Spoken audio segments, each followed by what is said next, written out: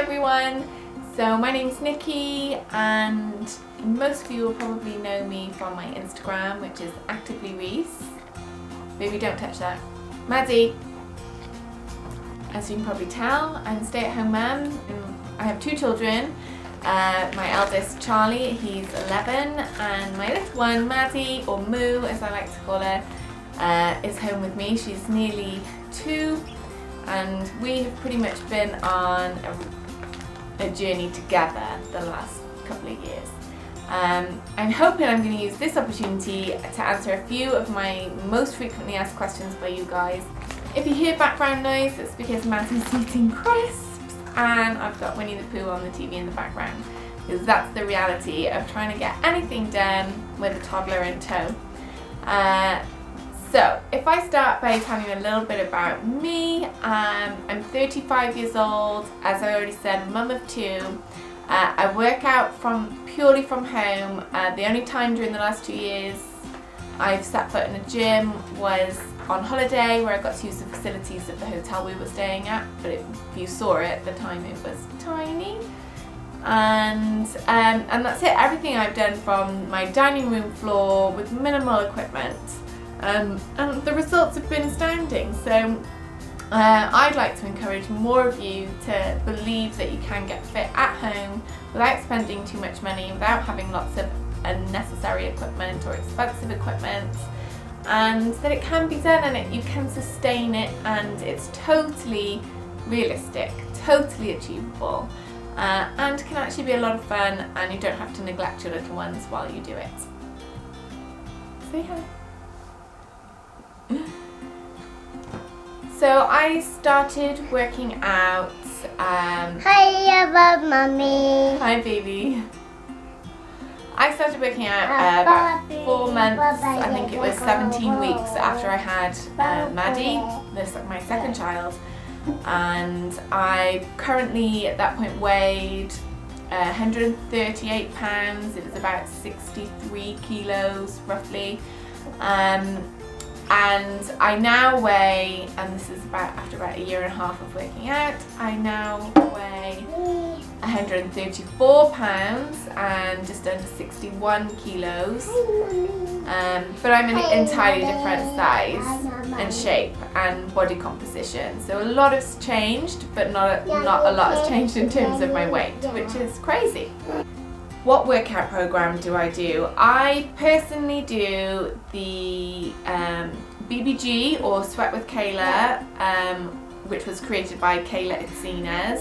I came across her on Instagram and she shortly brought out an ebook that you could download, and now that's evolved into an app that you can have on your iPhone or smartphone or your iPad.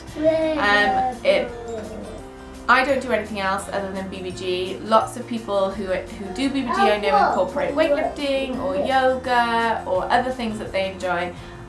This has been a little bit like a social experiment for me, because not only have I done it purely at home, but I've only used these guides, nothing else. So it's been really interesting to see how it's changed my body, what results I would have, and I couldn't have been more pleased. BBG stands for the Bikini Body Guide. And then, as I said, it's now been upgraded to the Sweat with Kayla app, but you can still buy the BBG ebook as well. How much is it to do this program? When I bought the ebook, which is a 12-week program, it is a progressive program, so I think the idea is that it's meant to be slightly easier at the beginning and progress you through 12 weeks, although, word of warning, week 1 is terrible, it's so hard.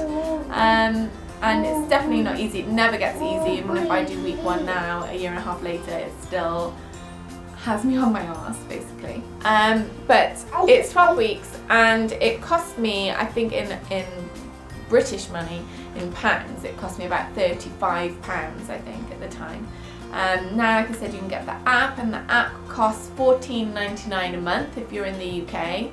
Prices do vary from country to country, so you will need to check, but that is currently what you pay. I know a lot of people think $14.99 a month is a lot to pay for an app on your phone, But I don't buy glossy mags and I don't go to Starbucks for a coffee every week, so I just look at it as basically the price of a cup of coffee in Starbucks every week, and I would rather have the app on my phone and be accountable to my goals with that than spend a $5 in Starbucks every week. So it just kind of balances itself out, and I am very mindful of money because I'm a stay-at-home mum, so you know, my budget is very much my household budget, and I don't ever spend anything without a great deal of thought. So I feel really comfortable paying for my app because this is where I'd rather see my money go.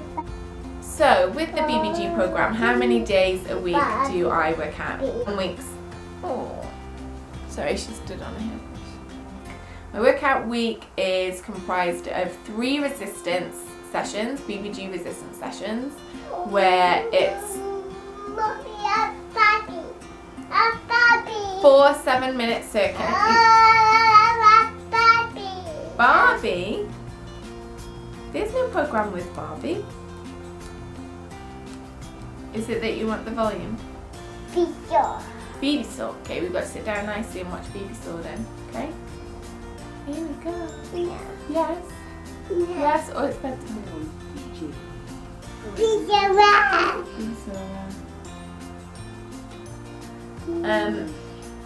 How many days a week do I work out? Typically 6 days a week. Sometimes I can get my workout schedule done in 5. It just depends how busy I am and what I'm doing and what I feel like doing. Typically a workout week is 3 resistance sessions, 3 cardio sessions. Occasionally it'd be 4 cardio sessions.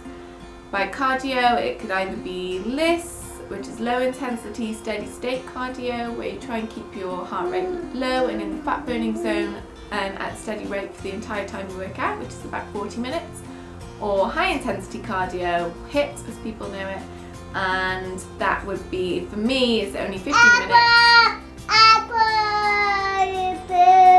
Yeah, 15 minutes, and I generally tend to do skipping as my HIIT, where I skip as fast as I can for 30 seconds, have 30 seconds rest, and then repeat until 15 minutes has passed. I love skipping, gosh. It reminds me of being a child, and the time flies when you do it, so I highly recommend it. For LISS, that can be slightly more complicated to do at home. It's easy for me because I have to walk my dog pretty much every day anyway, so I will use that as my LISS if I can't persuade my other half or my son to do it for me. If not, there are some other suggestions that a lot of the girls use to do LISS. There's a full article about it on my blog, which is activelyreese.co.uk, and there are some really good ones. There are like some ballet workouts on YouTube. Some people do yoga for LISS. Some people actually bounce on a trampoline. So some unusual ideas, some good ones. So check it out. How does my week usually look? Usually I do Monday, I will do BBG legs resistance, and then I might do a LISS that day and take my dog for a walk. Tuesday will be HIIT, which was skipping. Wednesday arms. Thursday HIIT and skipping again. Friday abs, and Saturday HIIT. So that will be my max week, and Sunday I technically take as a rest day. But sometimes an extra rest day creeps in there as well, because you know, life with the baby is unpredictable and you have dentist appointments and family to see, so flexibility is key, and I'm never worried about mixing up my schedule or doing a little bit less or doing a little bit more. Just take it as it comes. What equipment do you need for BBG? Obviously if at the gym there are all sorts of different equipment you can use, but technically all you need is an exercise mat and a small space, some dumbbells. It does require you to have some kind of step or bench. I don't have a workout bench, so I use a footstool or a small table from IKEA. It costs like £5.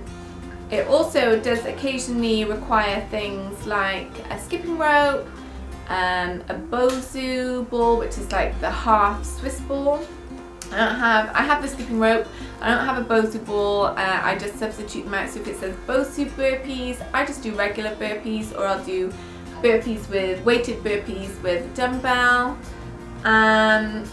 or burpees with a tuck jump or something. So you can always make it work. You don't need to worry about having the exact right equipment, because as long as you keep moving, it really doesn't matter.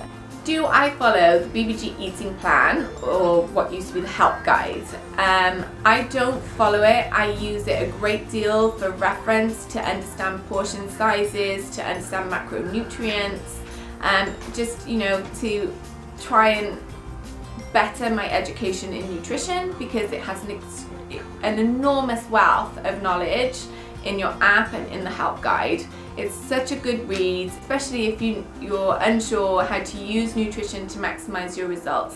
I took a great deal from it, and I think it's really helped me be able to tweak my diet as I go along. I don't use their recipes or plan my meals around her schedule that Kayla has developed, but I definitely take inspiration from it.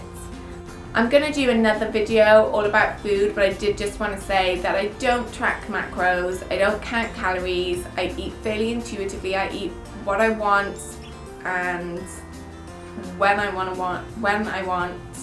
and how much I want, as and when each day. Believe it or not, one of my most frequently asked questions is what happened to my boobs. Like, literally people comment, where'd your tits go? I can't remember what it is. But that is what they say. So I'm just going to briefly clarify that prior to having any children, I had a size 34 double D boobs. D double D, depends. After I had my first child, I breastfed for 6 months and it destroyed my boobs. There's no other way to talk about it. But I still had probably a 34D, just very empty, not full and beautiful like they should have been. And then after having Maddie, while I was breastfeeding, which is what you'll see on at the very beginning of my Instagram account, the pictures there, you'll see that I had very big boobs. I was, 4 months into breastfeeding. I think they were probably like size G or something. They literally came from around my back like this. And once I gave up breastfeeding when Maddie was 6 months old, so that was about 2 months into BBG. I think it was around week 8. And obviously, what I've been left with after breastfeeding for a second time is very, very small boobs. I still wear 32C, but it's not because I have any kind of boobs, it's because I'm just tucking the skin into my bra. But obviously on photographs it looks like working out made me lose my boobs. So just to clarify, that's not true. For me, I lost my boobs after my first child, way before working out. It's just what has happened after feeding both my babies, which I would never change, and it was an amazing experience. So it's a breastfeeding warning, not a working out warning, because I know we don't want to lose our boobs, but we don't want to make them small and empty, and that doesn't necessarily happen from working out. So, okay, enough boobs. Modifying BBG. From the get-go, I've had to modify BBG. BBG is hard. It's full of like exercises that if I was in a gym by myself, I would never force myself to do these exercises. It's like burpees and lunges and jump squats and stepping up onto a box and knee lifts and tuck jumps, and it's hard. And at the beginning, if you're not used to it, it definitely can feel a little bit soul destroying if you feel like you just can't even make it through the circuit. So what I did, and I learned this very quickly, was I just did the best version of it that I could do, because doing an exercise badly is doing yourself no favors. It's not working out the way correctly. You may as well do an easier version, really engage the muscles you're meant to be working, and make sure that you are able to keep going. So for me, that meant a lot of the time meant splitting 15 reps up into 3 rounds of 5 instead. It meant maybe taking the jump out of a burpee. It could also mean doing normal squats instead of jump squats initially, because I mean, after having a baby, I was not only unfit, I had a very bad sense of balance, you know, just trying to step up onto a box, like my core was terrible, it was hard. So you've got to be doing your maximum effort, and it doesn't matter if that's a box push-up or a push-up on your toes, as long as you're working out to what is hardest for you, and then you're going to see results. So don't worry about modifying. I still modify now. I find that as soon as I start to feel my form failing, then I'll go to a modified version of the exercise. So I always start off doing the hardest version, and then a few reps in, if I can really feel, say that, you know, my back is coming way off the floor on an exercise where I'm meant to be stabilized, then I'll do an easier version of it, so that I don't injure myself, and so that I'm actually working out really hard all the way through. So yeah, it's just keep going, just keep moving. And there were plenty of times when I felt like I cannot, the timer would be ticking away, and I would be thinking, I know I've got another round of 10 burpees coming up, and I can't physically make myself do them, it's too hard, I can't do it. And if I get into that headspace where I can feel like I'm gonna quit, I just substitute the burpees out and pick an exercise from the circuit list that is less mentally destroying to me. So burpees at the beginning were horrendous to me, and I really felt like I was gonna quit because I didn't want to do that final round of burpees, I would say, right, I'm just gonna make sure I don't stop. I'm gonna carry on moving my body and working out, but I just won't do that exercise that final time because I know I'll quit. So I'd rather keep going and do something else than think about those burpees and quit, if that makes any sense whatsoever. But it worked for me, so it just meant that I always kept going. It might not have been perfect, it might not have been exactly as the guide said, but mentally it just got me in the habit of keeping going for that amount of time, which it made my stamina improve and made me more able to cope with doing 28 minutes of exercise and 7-minute rounds of high intensity plyometric body weights exercises. So it really helped me to just keep going. How do I fit my workouts in around my kids? Typically now, Maddie and I wake up somewhere around 6:30 to 7, we have a little cuddle in bed, and then I come downstairs in my activewear, make her some breakfast, and then I work out while she watches some cartoons and eats her breakfast.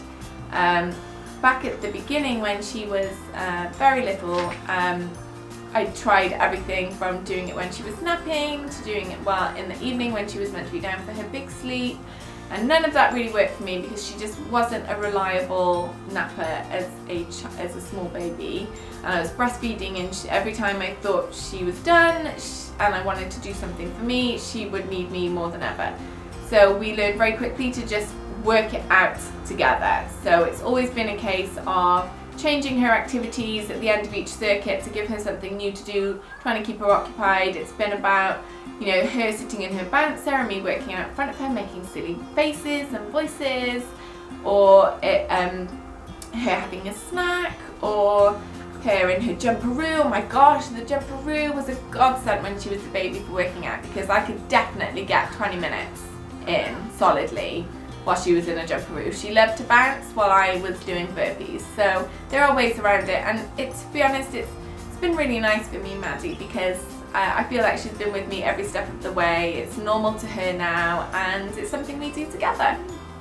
And also means that when she does have a nap, that's like my chill time to have a cup of tea and watch Real Housewives of Orange County in peace and quiet, and have just that little bit of time. So yeah, it's worked out really well for me in that respect. Do I still have belly fat? Yes. Most of it now is not really on my belly, but I do still have some fat on my lower back, sort of love handle areas by there. And I definitely still have like rolls of skin when I sit and things, because my skin after having 2 children isn't quite as tight as probably like a 21-year-old's skin who's had no children. but it's pretty toned and firm and so much better than it was that I could never complain, and it's just the way it is. I'm really pretty happy, and the little bit of softness on my love handles, I think I will probably have to get super lean to get rid of that, and I don't know if that's something I'm prepared to do, but all in all, I'm pretty happy with where I am. Have I ever missed a workout? Yes, yes, yes. Whether it's been a week where I've had no sleep from the baby, I might have only done, I don't know, 5 out of 7 workouts, or there have been times when I've been on holiday and all that's really been important to me is maybe getting in a couple of resistance and just to keep myself ticking over. It really doesn't mean anything to me really to miss a workout. Life happens, and the most important thing I think I've learned over the last 18 months is that I respond well to praise and to feeling good about myself and to feel encouraged by myself, and I don't respond well to feeling like I've failed. If I'm telling myself that, oh my god, I've missed a workout this week, I'm such a failure, I need to redo that week because I don't deserve to move on to the next week, that's just, you know, a one-way ticket to quitting altogether, because I'm telling myself I'm no good. So the biggest revelation has been how well I respond to pushing myself forward and telling myself that I'm doing a great job under the circumstances that I'm in, and that's being, you know, a full-time homemaker in charge of my family. I want to be a good mother and spend quality time with my kids, and that should be the focus of my day, not trying to stress myself out getting workouts in if that day just isn't going to happen for me.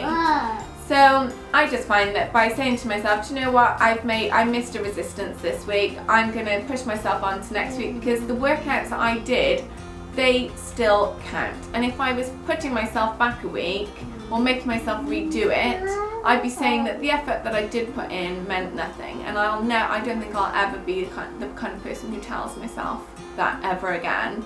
And I think really that's been the difference between all the other diets and exercises I've tried over the years and never stuck to. I think this is the first time in my life I've been kind to myself, and I've never praised myself more, and that's largely thanks to Instagram and this culture of posting a workout selfie and then having a tribe of women cheer you on, and it really does just drill into you that it's okay to say, do you know what, the effort I made, that's good enough for me, and just move forward. Never look back, unless it's of course to take your transformation picture, because we love looking back at things.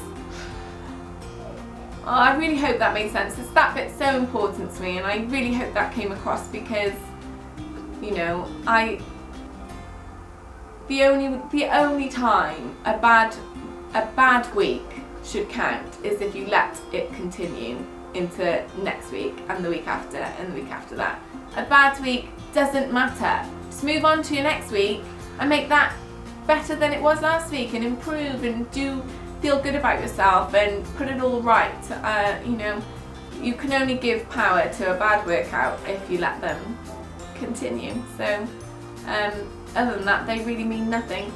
And if you take anything away from this video, I really hope it's that, because that is, success is addictive, and if you keep reminding yourself of all the times you're winning at things or you're doing things well, and you stop focusing on the times that you didn't do them so well, you really will fly through this program and find fitness far more enjoyable than when you're trying to tell yourself, oh, I had to modify this and that was wrong and I only made it once through. You know, you made it once through, it's amazing, you did it, you worked out today, you got all these other things going on, and you still carved out that time for yourself and did something and were active, and it's, you know, a million times further along than where you were last year when you were doing absolutely nothing. It's an amazing thing to do for yourself, to work out and to make it a lifestyle. So enjoy it, praise yourself, feel successful, you know, feel bloody amazing, It's the greatest gift you can give yourself, and it really, really does. It really does make the difference between a quick fix and a fad and making it a lifestyle and sustainable and something you will love to live with and couldn't imagine living without. Okay, so that was episode number 1 of the series of Q&As I hope to do on this channel.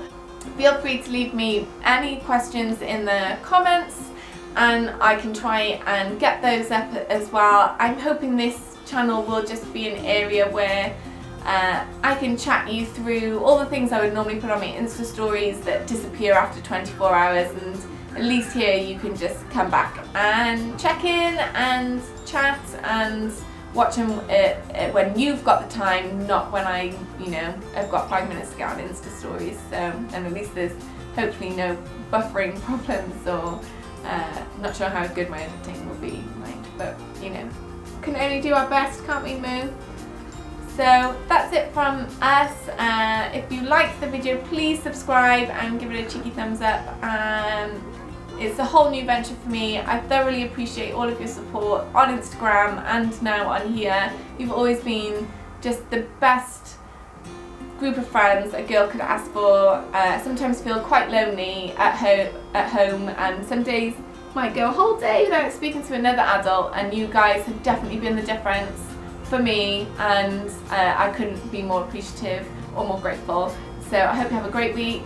Check back in soon, subscribe, and goodbye.